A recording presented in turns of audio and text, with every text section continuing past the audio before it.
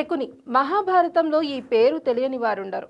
భారతంలో ప్రతి విషయంలో పరోక్షంగా ప్రత్యక్షంగా శకుని పాత్ర ఉంటుంది. శకునికి కురుక్షేత్ర యుద్ధానికి సంబంధం ఉంది. తన పాచికలతో ఎత్తులకు పై ఎత్తులు వేసే మహాభారతంలో తనకంటూ ఒక ప్రత్యేక స్థానాన్ని సంపాదించుకున్నాడు శకుని. పాండవులకు కౌరవులకు మధ్య యుద్ధం వచ్చేలా చేసి వారు తన్నుకు చేస్తుంటే చూసి ఆనందించాడు శకుని. శకుని ఇలా చేయడానికి రకరకాల కథలు ఉన్నాయి. దుర్యోధనునికి శకుని మేనమామ. కౌరవులందరికీ శకుని అంటే ఎంతో గౌరవం. కౌరవులకు దురాలోచనలు పెరిగేలా చేసింది కూడా శకుని. ధర్మరాజు జూదం ఆడేలా చేశాడు. శకుని పాచికల గురించి తెలియని ధర్మరాజు కౌరవులతో జూదం ఆడతాడు, ఓడుతాడు. పాండవులు అరణ్యవాసం వెళ్తారు. ద్రౌపది నిండు సభలో అవమానానికి గురి అవుతుంది. దీనికంతటికీ కారణం శకుని. అయితే శకుని కౌరవులకు పాండవులకు మధ్య చిచ్చు పట్టడానికి బలమైన కారణం ఉంది. వాళ్ళ వంశాన్ని నాశనం చేయడమే లక్ష్యంగా జీవితాంతం శకుని ప్రయత్నాలు చేశాడు. కురువంశ నాశనమే శ్వాసగా జీవించాడు. శకుని సౌబలుని 100 మంది కుమారుల్లో చివరివాడు. సౌబలుడు గాంధార రాజ్యంలోని సబల దేశానికి అధిపతి. సౌబలునికి ఒకే ఒక్క కూతురు, ఆమెనే గాంధారి. గాంధారిని ధృతరాష్ట్రునికి చేసుకోవాలని ఉంటుంది.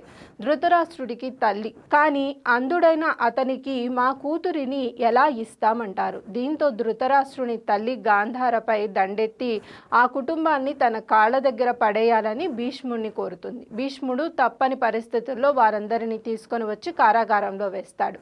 శకుని అందరికన్నా చిన్నగా ఉంటాడు.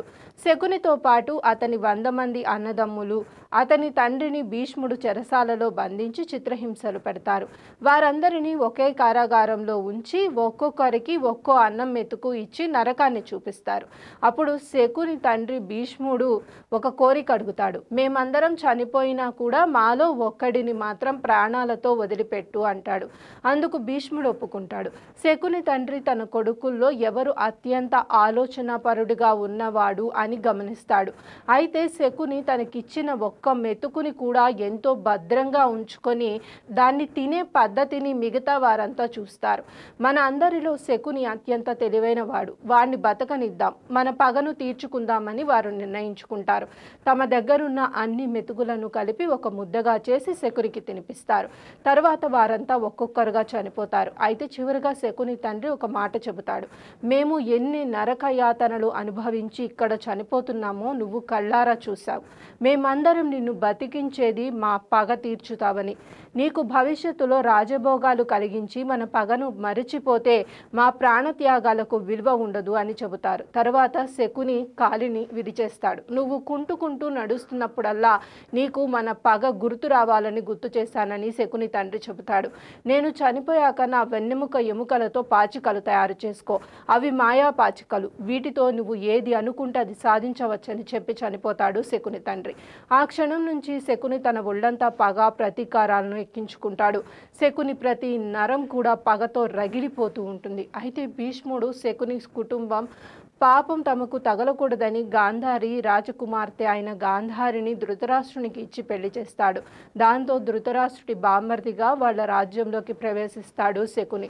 దుర్యోధనుడు పుట్టినప్పటి నుంచి మేనల్లుడిపై అమితమైన ప్రేమ ఉన్నట్లు నటిస్తాడు. కానీ మనసులో కౌరవ వంశాన్ని పూర్తిగా నాశనం చేయాలని రగిలిపోతూ కౌరవులను పాండవులను పైకి ఉసిగొల్పుతాడు.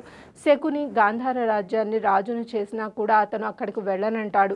నేను ప్రాణం ఉన్నంత వరకు దుర్యోధనుడి పక్కనే ఉంటానంటాడు. పాండవులతో పలు రకాలుగా వైరాన్ని నెలకొల్పేది శకునే. పాండవులను చంపేందుకు లక్క ఇంటిని కాల్చేసేలా ప్లాన్ వేసేది శకునే. అన్నంలో విషం కలిపి భీముడిని చంపాలని ప్లాన్ ఇచ్చింది కూడా శకునే. ఇలా రకరకాలుగా పాండవులతో కౌరవులకు వైరం ఏర్పడేలా చేసింది శకుని మాత్రమే. కానీ కౌరవులకు శకునికి తమపై ఉన్న పగ తెలియక శకునినే నమ్ముతారు. ఇక శకుని కురుక్షేత్రంలో కురువంశమంతా నాశనం కావాలని కోరుకున్నాడు. అయితే అదే సమయంలో సహదేవుని చేతిలో శకుని మరణించాడు. అయితే శకుని శివునికి పెద్ద భక్తుడు. కురుక్షేత్రం ముగిశాక ముక్కంటిని మొక్కుకుని మోక్షం పొందుతాడట. కోలాన్ అనే తెగకు చెందిన వారు శకునిని దేవుడిలా పూజిస్తారు. కేరళలో శకుని ఆలయం ఉంది. కొల్లాం జిల్లాకు పవిత్రేశ్వరంలో ఈ ఆలయం ఉంది.